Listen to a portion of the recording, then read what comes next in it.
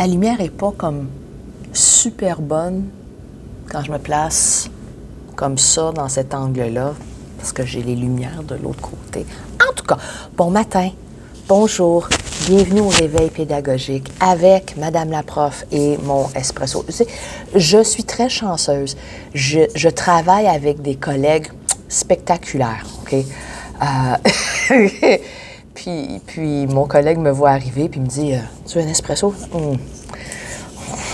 C'est gentil. Alors, espresso pour commencer la journée. OK, soyons clairs. J'ai mon café à moi, mais un espresso fait tout le temps du bien. Alors,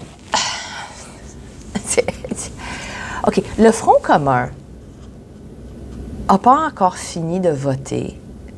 Les assemblées générales sont encore en cours pour les différents syndicats, mais les résultats de notre syndicat, la PEC, indiquent que l'entente qu'il y a eu,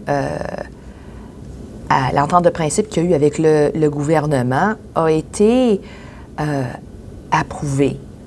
La majorité des membres des syndicats ont voté en faveur des ententes de principe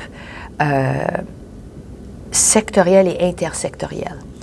Et c'est ce qui est un peu, je ne veux pas dire triste, OK?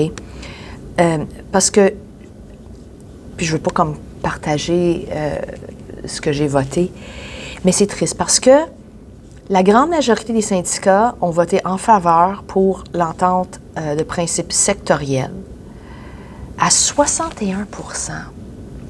Tandis que l'entente de principe intersectorielle a été votée à l'unanimité à 72 %. Ça me fait peur parce que quand on y pense, il y a 4 profs sur 10 ou 3 profs sur 10 qui sont encore insatisfaits.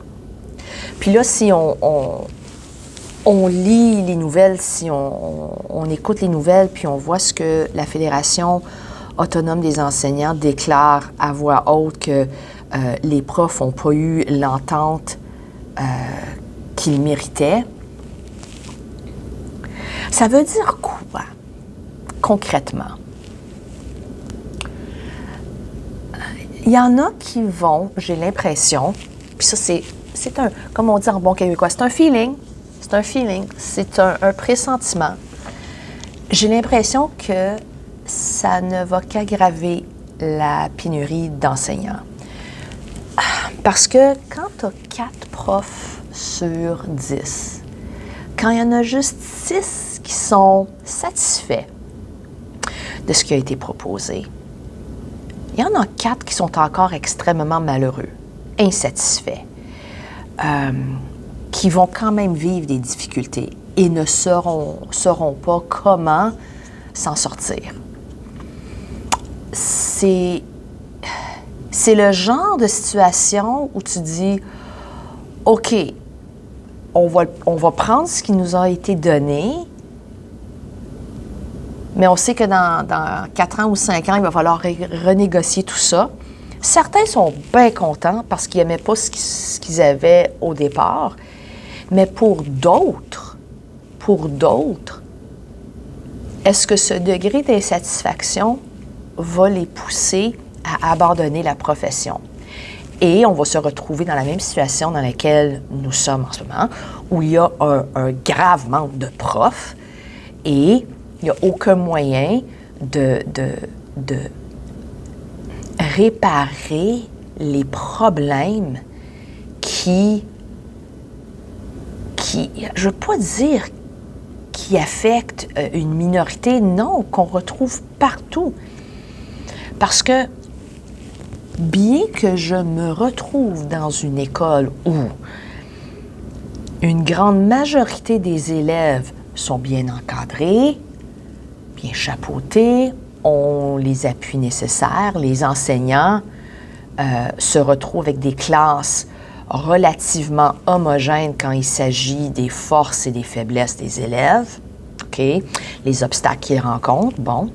Puis je dis relativement homogène parce que j'ai passé 18 ans dans une école où on avait des élèves très particuliers. C'est pour prendre l'expression, le cheminement particulier qui existait dans le temps. Bon, des élèves particuliers. Je me retrouve dans une école où ces élèves-là ne causent pas des problèmes majeurs. Je ne dis pas qu'il n'y a pas de problème, mais je dis qu'il n'y a pas de problème majeur. Et il y a quand même des profs qui souffrent, qui décident de prendre leur retraite bien avant, je ne veux pas dire bien avant le temps nécessaire, mais comme il y en a plusieurs qui prennent des retraites progressives, plusieurs qui ont quand même cette passion, mais cette passion semble étouffée par tous les problèmes qui les entourent. Puis là, j'ai parlé dans une autre vidéo il y a quelque temps au sujet de l'idéal et du réel. Et des fois, on se perd dans l'idéal, cette vision de l'idéal, et on oublie que notre réel est tout à fait correct. OK? Un genre de faux mot psychologique. OK? Bien, il y a quand même des profs ici qui sont extrêmement insatisfaits avec l'entente de principe, avec la réalité sur le terrain. Et j'ai peur que ça va encourager certains profs, pas encourager, c'est un drôle de mot à utiliser, mais ça va peut-être inciter certains profs à aller voir ailleurs. Peut-être rester dans la carrière enseignante, mais aller voir ailleurs dans les écoles privées. C'est pas nécessairement meilleur, c'est différent. Ils vont peut-être abandonner la profession carrément. Puis c'est ce qui est un peu désolant dans tout ça, parce que on le voit très bien que ces enseignants-là sont passionnés, sont capables, ils ont un talent incroyable, mais sont en train de se noyer dans les défis, les problèmes qui existent dans le système. Alors, est-ce qu'on a voté pour quelque chose qui était adéquat? Il n'y a rien de parfait, je le reconnais. On n'aura jamais une offre qui va satisfaire à tout le monde.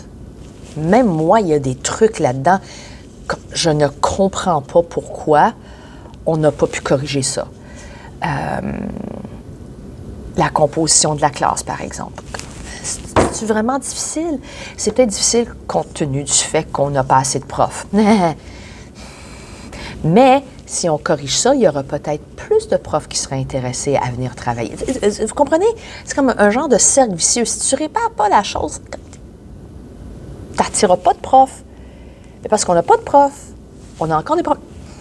You know what I mean? Ça fait que j'ai lu ça hier, j'ai entendu un reportage à la radio, puis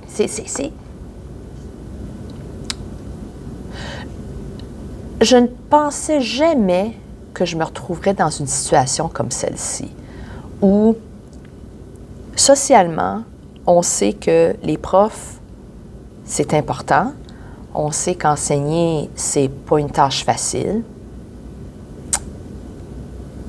mais on ne fait rien pour véritablement le démontrer.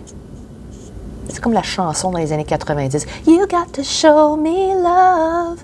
Tu sais, c'est « Where's the love? Where's the love? » Vous n'arrêtez pas de nous répéter qu'on est important. Mais Puis il y en a, là, qui ont besoin de se faire montrer, qui sont importants. C'est nécessaire. C'est une petite motivation, comme un espresso le matin.